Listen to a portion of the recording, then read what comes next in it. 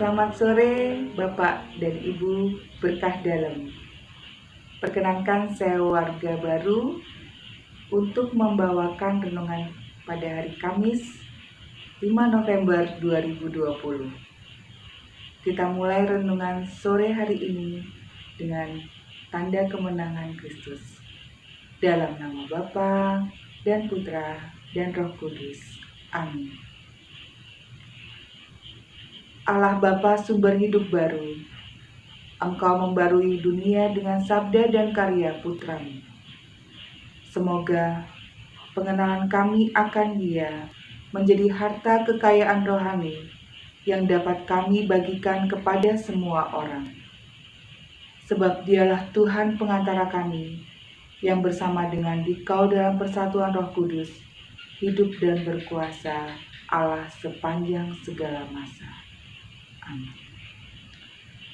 Bacaan pertama dari Filipi bab 3 ayat 3 sampai 8a. Apa yang dahulu merupakan keuntungan bagiku, sekarang kuanggap rugi karena Kristus.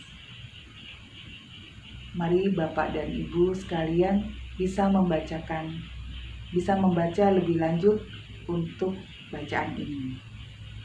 Sedangkan untuk bacaan Injil kita ambil dari Lukas bab 15 ayat 1 sampai 10. Akan ada sukacita di surga karena satu orang berdosa yang bertobat. Nanti Bapak dan Ibu juga bisa melanjutkan untuk bacaan Injil ini. Kita langsung melanjutkan untuk renungan.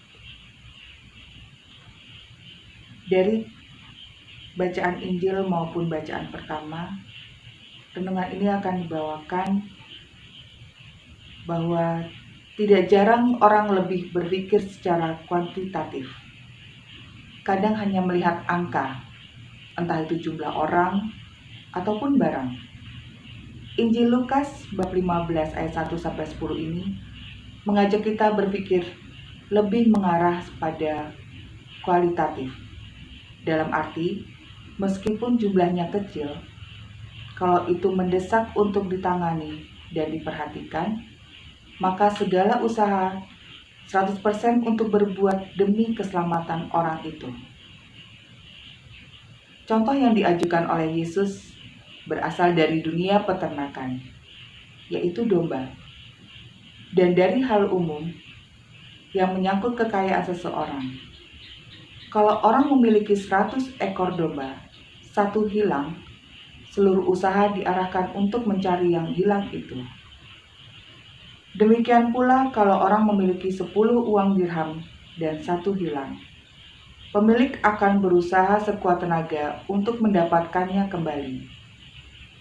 Tentu saja kalau domba atau uang dirham itu ditemukan, terjadilah sukacita dan kegembiraan bagi pemiliknya. Perumpamaan ini dipakai untuk menjelaskan karya keselamatan dari Yesus yang perlu diterima oleh orang dengan syarat adanya pertobatan. Perlu diusahakan agar orang berdosa mau bertobat, sehingga ia dapat diselamatkan. Keselamatan menjadi tujuan hidup yang ditawarkan oleh Yesus. Karya keselamatan yang terhambat oleh dosa membawa kematian. Haruslah diperbaiki dengan pertobatan. Dan bila terjadi pertobatan, maka seluruh penghuni surga akan bersukaria. Ketika ada mempermasalahkan perhatian Yesus terhadap orang-orang berdosa seakan-akan melebihi perhatiannya kepada kelompok-kelompok lainnya. Yesus dengan sangat terang benderang menegaskan bahwa bukan orang sehat yang memerlukan tabib, melainkan orang sakitlah yang memerlukan tabib itu. Orang berdosa tentu bisa diibaratkan dengan orang sakit yang terkena virus kejahatan ataupun penyakit-penyakit rohani lainnya. Penjelasan Yesus itu makin memberikan sudut pandang yang baru, yang lebih tepat, terfokus pada mereka-mereka yang perlu mendapat perhatian dan perlu ditangani segera. Semoga kita dapat memakai sudut pandang itu dan dengan iman yang teguh menjalankan opsi untuk yang miskin, menderita, terpinggirkan, dan kurang mendapat perhatian.